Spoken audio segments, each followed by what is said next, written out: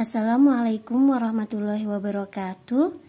Baik, di sini saya akan menjelaskan tentang perubahan entalpi standar, yaitu perubahan entalpi yang diukur pada kondisi standar, yaitu 25 derajat Celcius dan tekanan 1 atmosfer.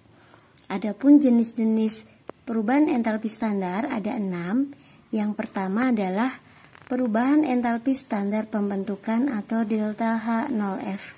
F-nya dari kata formation.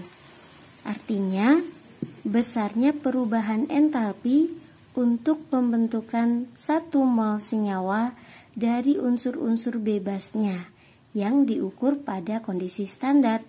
Nah, di sini ada kriteria yang harus dipenuhi untuk bisa disebut sebagai delta HF.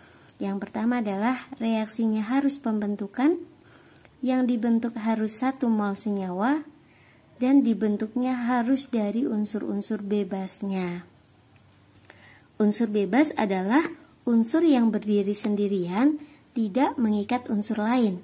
Namun perlu diketahui ada beberapa unsur dalam bentuk diatomik, yaitu H2, N2, O2, F2, Cl2, Br2, dan I2. Nah, jika ketemu unsur-unsur ini, dalam kondisi bebasnya harus kita tulis dalam molekul diatomik seperti ini. Kemudian nanti kita juga akan belajar menuliskan persamaan termokimia, yaitu persamaan kimia yang disertai data delta H. Nah, sebagai contoh di sini adalah delta H0F C3H8 dalam fase gas adalah minus 104 kJ per mol. Satuannya per mol, ini menunjukkan bahwa besarnya entalpi negatif 104 kJ ini untuk tiap 1 mol. Nah, bagaimana kita menuliskan persamaan termokimianya? Kita tulis seperti ini, kita bahas bersama ya. Di sini datanya adalah delta HF. Kita tahu F adalah pembentukan. Nah, di sini apa yang dibentuk? Yaitu C3H8. Yang namanya dibentuk itu berarti yang mau kita hasilkan. C3H8, fasenya gas. Nah, kita lihat lagi definisinya. Pembentukannya harus berapa banyak? Harus 1 mol. Berarti koefisiennya di sini harus 1. Dibentuknya dari mana? Dibentuknya dari unsur-unsur bebasnya. C3H8 dibentuk dari unsur C, fasenya solid, ditambah unsur H. H dalam kondisi bebas, dia dalam bentuk H2, sehingga kita tulis H2, fasenya gas. Nah, sekarang tinggal kita setarakan jumlahnya. Di sini C-nya 3, berarti ini kita kalikan 3. H-nya 8, berarti kita kalikan 4. Nah, baru kita tuliskan delta H-nya, yaitu negatif 104 kJ.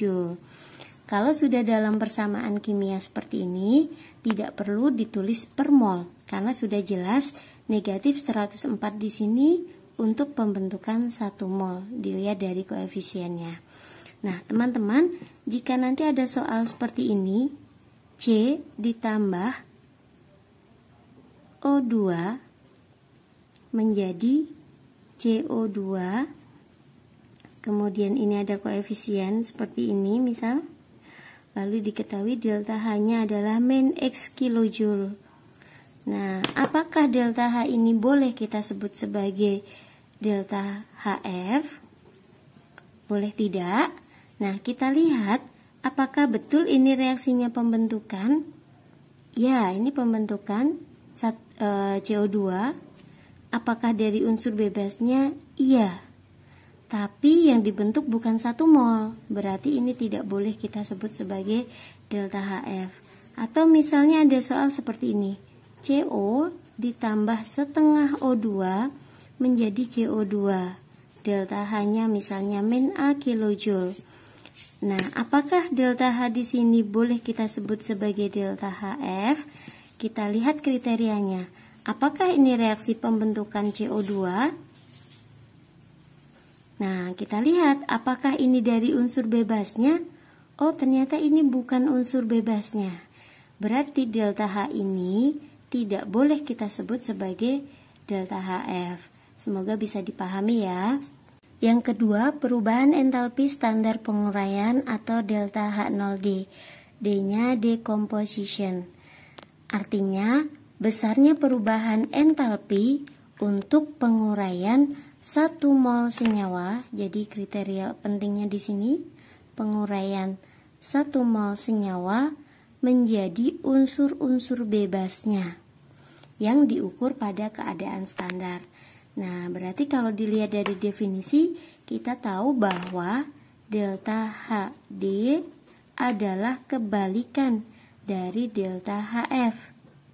Sehingga, jika diketahui delta HF C2H5OH adalah negatif 277,7 kJ per mol, maka delta HD-nya kebalikannya, yaitu menjadi berubah tanda, positif 277,7 kJ per mol.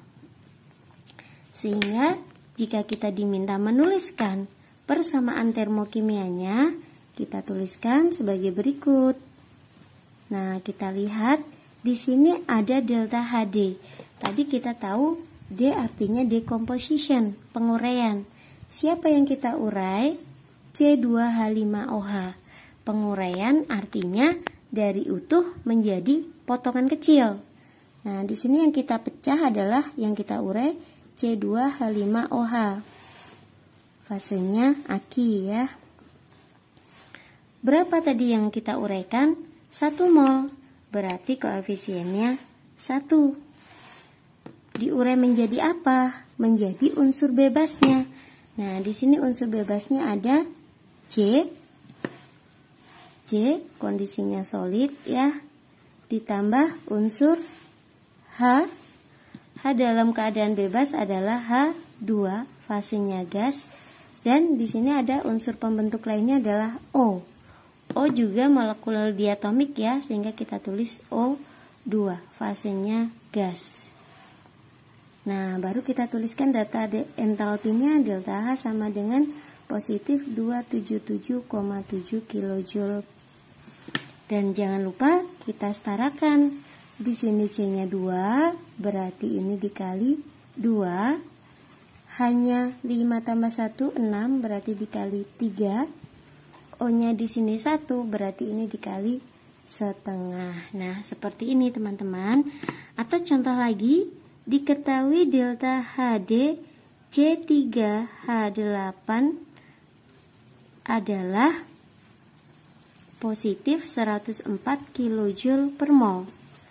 Maka persamaan termokimianya kita lihat di sini penguraian yang diurai adalah C3H8.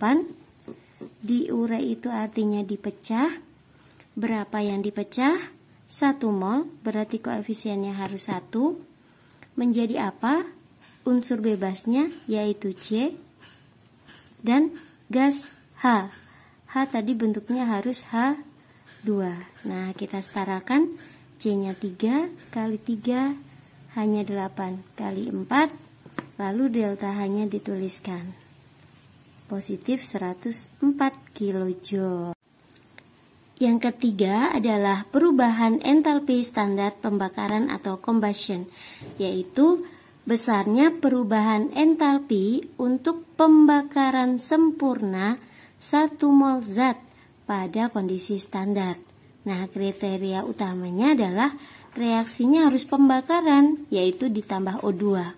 Pembakaran sempurna itu artinya jumlah O2 yang diikat maksimal. Dan yang dibakar harus 1 mol. Nah, kita lihat misal ada C ditambah setengah O2 menghasilkan CO, delta hanya negatif 110,5 kJ. Apakah ini boleh kita sebut sebagai delta H0C dari atom karbon? Nah, kita koreksi bersama. Apakah ini reaksi pembakaran? Iya. Apakah yang dibakar 1 mol? Iya. Nah, apakah pembakarannya sempurna? Tidak. Tahu sempurna atau tidak dari mana? Kita lihat yang dibakar adalah C. C itu golongan 4, berarti dia punya 4 tangan. Nah, bayangkan 1O itu golongan 6A, kalau mau stabil butuh 2. Artinya C jika mengikat O, 1O membutuhkan 2 tangan. Berarti kalau C punya 4 jari, maka dia sanggup mengikat 2O. Nah, berarti kalau O-nya baru 1 yang diikat, ini belum pembakaran sempurna. Maka ini tidak boleh kita sebut sebagai entalpi pembakaran karbon. Berikutnya, jika ada reaksi 2S ditambah O2 menjadi 2SO3, delta H-nya negatif X kilojoule, apakah boleh kita sebut sebagai delta Hc dari atom S? Kita koreksi, apakah ini reaksinya pembakaran? Iya. Apakah yang dibakar 1 mol? Tidak. Berarti ini tidak boleh kita sebut sebagai delta Hc. Jika ada soal delta Hc karbon adalah negatif 393,5 kJ per mol, maka bagaimana kita menuliskan persamaan termokimianya? Kita lihat delta Hc artinya pembakaran. Yang dibakar adalah karbon, berarti kita punya C. Dibakar berarti ditambah O2. Yang dibakar harus 1 mol, berarti C-nya harus koefisien 1. Kemudian pembakarannya sempurna. C tadi tangannya 4, golongan 4 ya. 1O membutuhkan 2 tangan, berarti C mampu mengikat maksimal 2, berarti CO2. Ini adalah hasil pembakaran sempurnanya. Nah, tinggal kita tuliskan delta H-nya. Nah, seperti ini. Semoga bisa dipahami. Baik, jika ada soal pembakaran untuk senyawa yang mengandung CH atau CHO, maka hasil pembakaran sempurnanya adalah CO2 dan H2O.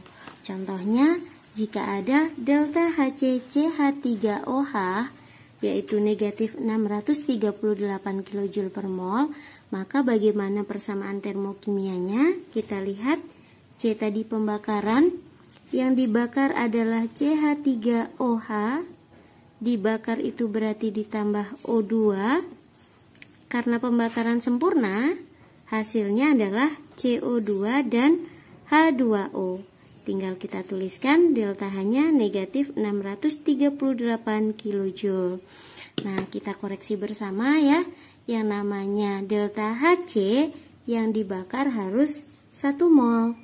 Kemudian tinggal kita setarakan, C-nya 1 sudah sama. Hanya 3 tambah 4 berarti 3 tambah 1 4 berarti kali 2. O-nya di sini ada 4. Di sini sudah ada 1, kurang 3 berarti ini dikali 3/2. Nah, seperti itu. Yang keempat adalah perubahan entalpi standar pelarutan atau solution, yaitu besarnya perubahan entalpi untuk melarutkan 1 mol zat dalam air. Nah, jadi yang namanya melarutkan itu tidak terjadi reaksi, hanya mengalami perubahan fase. Tadinya solid misalnya berubah menjadi larutan aki yang diukur pada kondisi standar. Nah, jadi untuk reaksinya mudah sekali. Misalnya diketahui delta H0S NaCl adalah positif 3,9 kJ per mol. Berarti persamaan termokimianya tinggal kita tulis saja. S itu pelarutan, yang dilarutkan adalah NaCl. NaCl mula-mula padatan ya, solid. Kemudian yang dilarutkan harus 1 mol, berarti koefisiennya harus 1. Yang namanya dilarutkan itu dimasukkan dalam air sehingga dia berubah menjadi NaCl yang fasenya aki. Delta H-nya tinggal kita tuliskan positif 3,9 kJ. Nah, seperti ini, sederhana kan? Kemudian yang berikutnya adalah perubahan entalpi standar penguapan atau delta HV, yaitu evaporation. Besarnya perubahan entalpi untuk menguapkan 1 mol zat menjadi uapnya, yaitu gas. Nah, sama, ini tidak terjadi reaksi, dia hanya berubah fase atau wujud ya. Nah, di sini diketahui delta HV H2O adalah positif 43 kJ per mol. Bagaimana persamaan termonya? Kita lihat, di sini V adalah penguapan, yang diuapkan adalah H2O. Kita tahu H2O adalah fasenya liquid. Kemudian yang diuapkan berapa mol? 1 mol. Diuapkan itu menjadi uapnya, yaitu H2O yang fasenya gas. Nah, tinggal kita tuliskan delta H-nya adalah positif 43 kJ.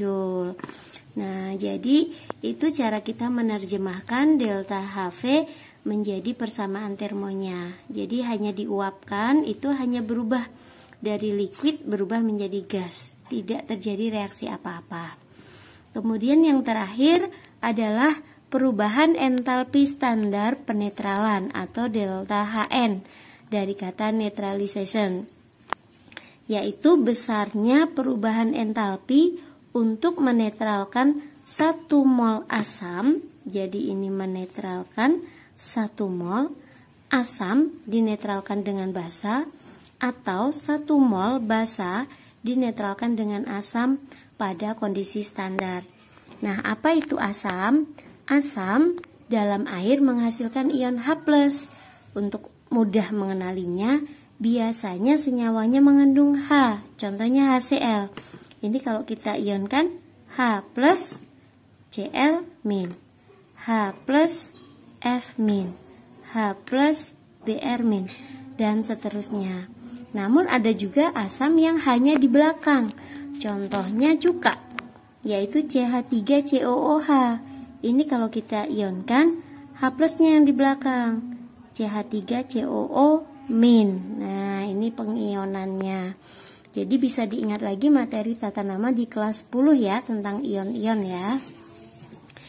Nah, kemudian untuk basa adalah dalam air menghasilkan ion OH-, atau bisa kita bilang basa itu adalah jika ada OH- diikat oleh kation atau ion positif. Contohnya, kalau kationnya dari golongan 1A, OH-nya 1. Karena kalau kita ionkan Li plus OH-. Nah, ini imbang ya, LiOH, NaOH, KOH, dan seterusnya. Tapi jika kationnya dari golongan 2A, karena golongan 2A muatannya 2+, maka OH yang diikat jumlahnya 2. Jadi senyawanya CaOH 2 kali, SrOH 2 kali, BaOH 2 kali, dan seterusnya.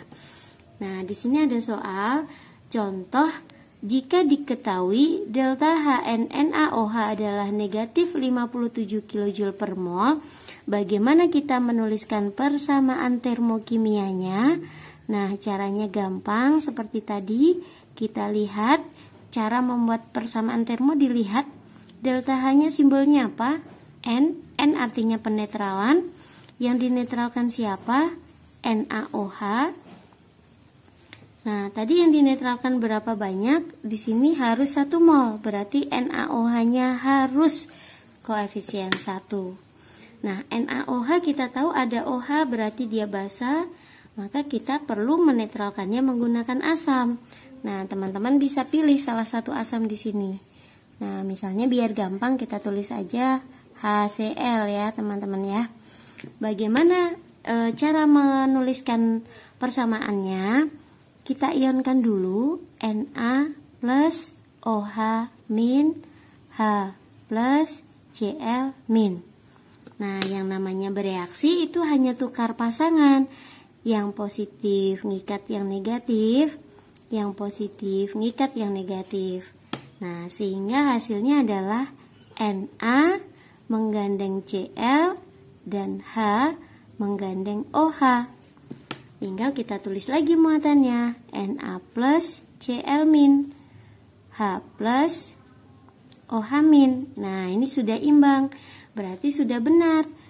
Kalau ada NaOH dinetralkan dengan HCl, hasilnya adalah NaCl dan HOH itu adalah H2O. Tadi yang kita netralkan 1 mol. Ini semua sudah setara ya teman-teman ya. Sehingga tinggal kita tulis delta H-nya adalah negatif 57 kilojoule. Nah, bagaimana jika misal teman-teman memilih yang dinetralkan NaOH, tapi penetralnya adalah H2SO4 misal teman-teman. Nah, bagaimana kita membuat reaksinya ya?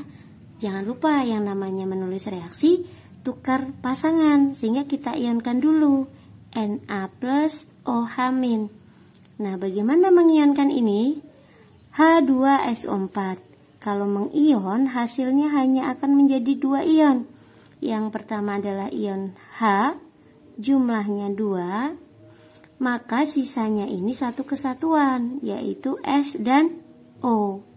Nah, kita lihat ini ada 4.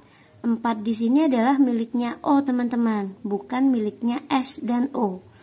Kalau miliknya S dan O, menuliskannya pasti dikurung begini. Nah, ini berarti 4 miliknya S dan O. Tapi jika menulisnya tanpa kurung, maka 4 ini adalah miliknya O. Sehingga kalau S dan O saya gabung, 4-nya ikut. Nah, berarti SO4-nya jumlahnya 1. Baru kita tarik silang teman-teman. Nah, ini H+, ini SO4 2-. Nah, sekarang yang namanya bereaksi itu tukar pasangan.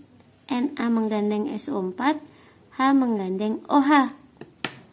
Sehingga hasilnya Na plus SO4 2- ditambah HOH. H plus OH-. Nah, sekarang kita cross check. Na plus dengan 2-. Kok belum imbang ya? Tinggal ditarik silang. Ini 1, ini 2. Yang ini plus ketemu min, sudah imbang. Berarti reaksinya bisa kita tuliskan NaOH ditambah H2SO4 menjadi Na2SO4 ditambah H2O. Nah, karena tadi datanya adalah delta HNNaOH yang dinetralkan NaOH, maka NaOH-nya harus 1 mol, koefisiennya harus 1. Nah, baru kita setarakan ya. Na-nya di sini 1, berarti ini dikali setengah. Karena dikali setengah, SO4-nya sebanyak setengah, berarti ini juga kita kalikan setengah. Nah, ini sudah setara, baru kita tuliskan delta H-nya sama dengan negatif 57 kilojoule. Demikian untuk penjelasan entalpi standar. Assalamualaikum warahmatullahi wabarakatuh.